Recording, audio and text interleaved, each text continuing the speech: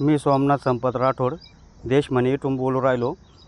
काल एक खूप अवकाळी पाऊस झाल्यामुळे माझं उन्हाळी कांदा 2 एकर म्हणजे जवळजवळ 200 ते 250 क्विंटल कांदा ह्यो काल पावसाने अवकाळी पाऊस झाल्यामुळे पूर्णपणे भिजून गेला व सडून गेला।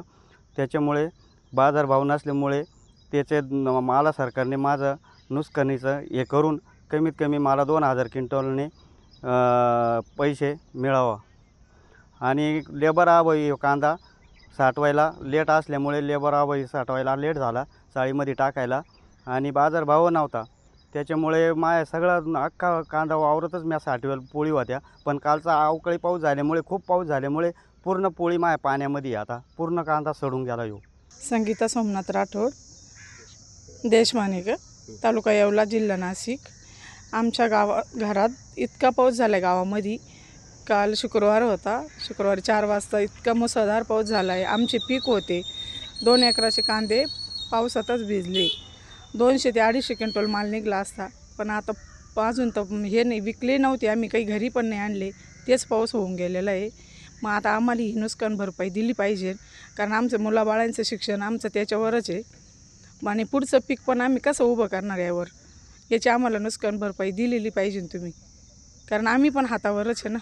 कांदा उत्पादक शेतकरी हा दुहेरी संकटात सापडल्याचं चित्र जे तर ते कांद्याची नगरी म्हणून ओळखल्या जाणाऱ्या लासलगावसह येवला तालुक्यात सुद्धा पाहायला मिळत आहेत। कारण की मान्सूनपूर्व जो काल संध्याकाळी गुरुवारी शुक्रवारी पाऊस झाला, तर ह्या पावसाचा फटका जो आहे तर तो आपण कशा पद्धतीने बसला आहे आपण पाहू शकतायत। या ठिकाणी अद्यापही शेतांमधून पाणी निघत नाही आहे आणि या ठिकाणी शेतकऱ्यांनी जो कांदा आहे आपला तर तो शेतामध्ये काढून ठेवलेला होता आणि या ठिकाणी पाहू शकतात का कशा पद्धतीने या गंजींमध्ये पाणी आहे आणि या ठिकाणी अक्षरशः म्हणजे हा संपूर्ण कांदा जो आहे तर तो कसा सडून गेलेला आहे। अद्यापही या कांद्यामध्ये पाणी आहे आणि अक्षरशः या कांद्याचं लाल चिखल झाल्याचं चित्र हे येवला तालुक्यातील देशमाने ह्या ठिकाणी असलेल्या शेतकऱ्याचं जे तर आपण पाहू शकताय।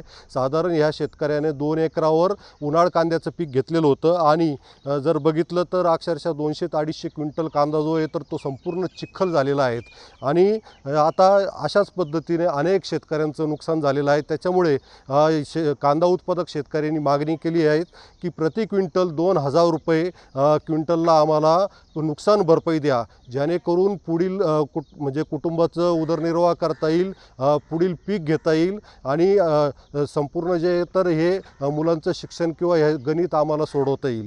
त्याच्यामुळे आता शासन काय निर्णय घेतं याकडे आता ह्या कांदा उत्पादक शेतकऱ्यांचं इतर शेतकऱ्यांचं लक्ष लागलं आहे। उमेश पारिक, TV9 मराठी, येवला, नाशिक।